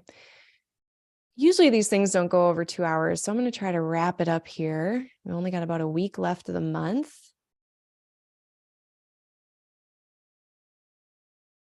So then we have Mars entering Cancer. That's the next big thing. Huzzah, we did it. Here's the other big thing. Mars was in Gemini since August 20th. I think it was August 20th, August 21st or something of 2022. It's leaving on March 25th of 2023. And then it's going to move into Cancer, where it's in fall. You know, it doesn't have, but it does have triplicity dignity. Like it's a nighttime planet in a nighttime place. It's a triplicity ruler of water. They have some things in common, but unfortunately, it's not very congruent in quality. I like to use the example of like, imagine a nursery full of babies, and then Mars is like a loud teenager, like running around being loud, waking up all the babies. Or like you have a garden that you're trying to grow and protect and like nurture and be really careful about. And then you have like, you know, your yellow lab or like your dog, like running through, like messing everything up. Because Mars is very active and they like to do things and be dynamic. So Mars doesn't love to be in here. It's not able to run around and be as assertive or loud or direct as it might want to be. And so it's forced, if it wants to go and do a thing and be motivated, it has to do it in a way that's a little bit more careful, not as risk-taking, maybe indirect. So Mars in Cancer, we'll have that for 6 weeks. It can, I mean, if Mars has kind of an offense and a defense mode, in Cancer, it's usually in defense mode. I like to talk about like mama bears and people who are protective or people who advocate for the safety of others. That can be a really cool thing with Mars and Cancer, is like Mars is the warrior, and who are we warring for? The vulnerable, you know? Not to say crabs and Cancer people are like vulnerable, like soft, little frail Victorian flowers or anything. But there is a sense with Cancer of mortality and vulnerability and the limits of our soft, squishy bodies. So Mars can be protective in that way, as long as it doesn't go over into like passive aggressiveness. So if you're feeling yourself being a little passive aggressive or anything like that in April, May, basically, might be Mars in Cancer. At that point too, we're going to lose our mutual reception. So we had a few glorious days of Mercury and Mars exchanging signs, and we are going to lose that on the 25th. So, and now all of these planets that were in Aries, so ready and rearing to go and having all of this cognitive, just like mind on fire kind of situation, now it's going to go to a place that is still very initiatory, but we've calmed down a bit, and we're putting our focus more on what the growth of whatever we've started, and protecting what's being grown and trying to create some kind of stable environment for growth, or whatever we're beginning at this point, or maybe already have begun, but maybe it's still in kind of its initiatory stages. Another thing that's going to be interesting is we've been a bit scattered and distractible with Mars and Gemini. And in this last decan, you know, we had such a hard time with deciding. That's one of the difficulties with that last decan of Gemini. From Austin Coppock, he describes it as a place where it's like, for one thing to live, the other has to die. And so making decisions, probably had to make some. And then once Mars gets into Cancer, whatever we have decided upon, now we are really focusing in on growing it. So I think that's cool. I'm not, you know, I mean, I don't know, Mars in Cancer, it's not ideal, but it's not like horrible, in my opinion. Then another thing that happens is on the, I guess no, that's on the 30th. There's going to be the Mars Saturn trine, but I'll get to that. On the 27th, we're going to have a Mercury Jupiter conjunction. And this is fantastic for like making deals, doing commerce, buying stuff, trading stuff, bartering stuff, sharing ideas, sharing thoughts, sharing what you've learned, all of those things. Great when Mercury and Jupiter are together. We've got all the fine details, the discernment, but then we also have the larger meaning and purpose and reason of Jupiter. And all of it, again, it's in this really enthusiastic Aries, the sun being exalted here. It's like if there's a planet that's exalted somewhere, all the planets in that sign get to benefit. So like it's like getting invited as someone's +1 to a really cool party. So Jupiter and Mercury are getting all of they're getting some of the good juju from having sun in Aries. So it feels like a great time to be working with others, sharing with others, all of that. Coordinating with others. And then on the 30th, we're going to get Venus conjunct Uranus. This feels like insight, sudden insight, breakthrough, happy accident territory. Wherever Taurus is, whatever houses are highlighted or houses highlighted here for you, you know, Venus is there being very well resourced. And then we're having maybe sudden breakthroughs about those resources, sudden breakthroughs about what we value or about what we like or don't like. It's like, oh, wow, like this is what I want. And maybe we didn't realize that before. Maybe we're able to have some kind of new yum that we've never had before. And we're just like, wow, that's incredible. Blew my mind. So I don't know. I think it's going to be fun. I'm not worried. And maybe there's disruption. Maybe there's interruption. Like I always use the restaurant example. your menu item is not there, but you try something and it's even better. So I'm excited. I kind of like Venus, like happy Venus Uranus contacts. I usually find them quite enjoyable. Not the hard aspects as much, but the soft ones and the conjunctions. And then finally, or not finally, there's two other things. So that Mars Saturn trine, we're having our third one, but I don't know. Maybe someone in the crowd can help me. I don't know if there's special rules, if like the 3-part story, if it still works, if like they move into another sign, because we had the first two across air, and those were on September 28th was the first one, the first Mars Saturn trine, then November 29th, and then they moved into water signs, and now we're getting the third one here on the 30th. So this is like a 3-part story, and I like to think of Mars and Saturn together. It's like we get our motivation and our discipline, and being able to make a lot of progress and headway on something in your life, probably described at least initially by whatever house Aquarius is in for you and whatever house Gemini is in for you. But then it's wrapping up, having that motivation and discipline, but now it's in water in different houses. So I'm not really sure. It's kind of complex. That's pretty complex. So unless you're like, you've really been paying attention, or you're journaling, or you have some way of looking back, it might be kind of hard to spot what this is. I think I know what it is for me because I have been watching it.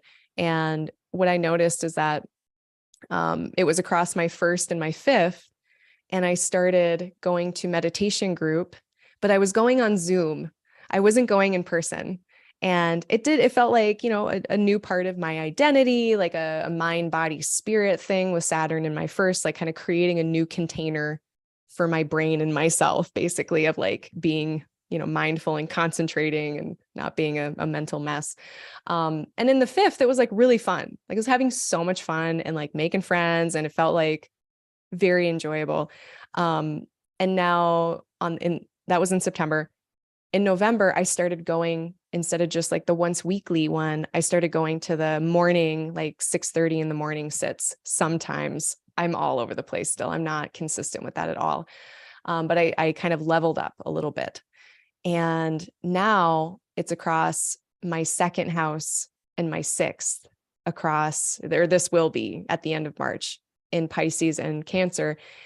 And it really does feel like something that has become like a foundational need and for my health. Like if I'm not involved with this, like my life isn't going to feel as good, and I'm not going to feel as good. I love being in communion with these folks, and like, especially in person. I've started going in person. So that's the other thing too, is I've only gone like once in person, but I think this is going to be like that motivation and that discipline. And now it's in water where things are connecting really well. But it is really a matter of like my needs and my health pretty much. And like part of my daily like 6th house maintenance-y things. So I definitely saw a story arc there for me. And it was the building of a practice that required discipline and motivation. And it ended up being really constructive. So I don't know, maybe there are other ways that could come out for people depending on the houses that's in, but I would encourage you to take a look at that and see if anything developed for you over the end of September, maybe a plot point end of November, and now at the end of March, seeing how that turns out. The final thing here I'm going to talk about is the 31st. We get a moon unencumbered. No Saturn. I know we have Pluto. I don't care. I'm going to pretend like he's not there. Look at that. There's no one in there. It's fantastic. And we get all of this cool exalted sun energy down to the moon. We get Mercury and Jupiter down. We get this overcoming square from Venus. Like the 31st feels good to me for this reason. I love it. We're not in an aspect with either malefic. That's nice too. I didn't even realize that. So yeah, the 31st feels great. Is the next day too. Yeah. And the 1st of April. So I really like the 31st and the 1st. Very enthusiastic. Finally, maybe able to express ourselves and ask for stuff and connect with people in our like fullest embodied self without getting a big no at the end of it, or a small no, like without feeling like hemmed in, or without feeling like we are constrained or limited in some way in that expression. I'm very excited about it. And that's the month. That's the month. That's the month. Does anyone have anything any like transits that we didn't go over? Because I skipped a lot, because there was just a lot. Let me know. You're welcome, Rogue. Thanks for coming.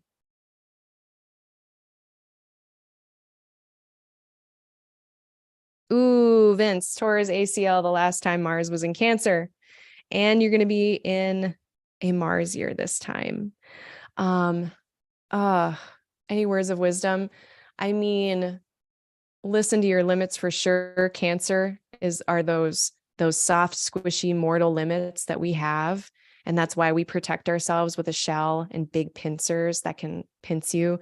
So really not forgetting like that underneath all that strength is like limits. So that would be, I mean, I feel like that's such a hallmark kind of response, but that is, I mean, that's pretty much it. And anytime we're worried about Mars, anytime I'm worried about Mars, my antidote to that is generally slowing down. And I mean, Mars in Cancer, Mars in a water sign, Mars in a nocturnal sign, the pacing is going to be slower. So if we can lean into that and be slow and cautious and not be taking risks and lean into that part of Cancer, that's pretty much all I got. What aspects are they going to be in? We're going to be getting, so here's the thing. This is actually a great question. So at least until April, so like the first week, Mars is in Cancer, and we're going to be getting an overcoming sextile from Venus and an overcoming square from Jupiter. These are good things. Those are helpful things. They're putting their influence on Mars that is a benefic, stabilizing influence. We've also got Saturn in a trine that will be like that the whole time. So Saturn in a trine, sending down an overcoming aspect to Mars, that's probably going to keep things a bit limited, restricted. And so I wouldn't try to fight against that. And then we're going to have, okay, still up until like May 16th, then we'll have Jupiter still overcoming by a square. Yeah, and then it'll pretty much be done. So no matter what, we'll have at least one overcoming benefic.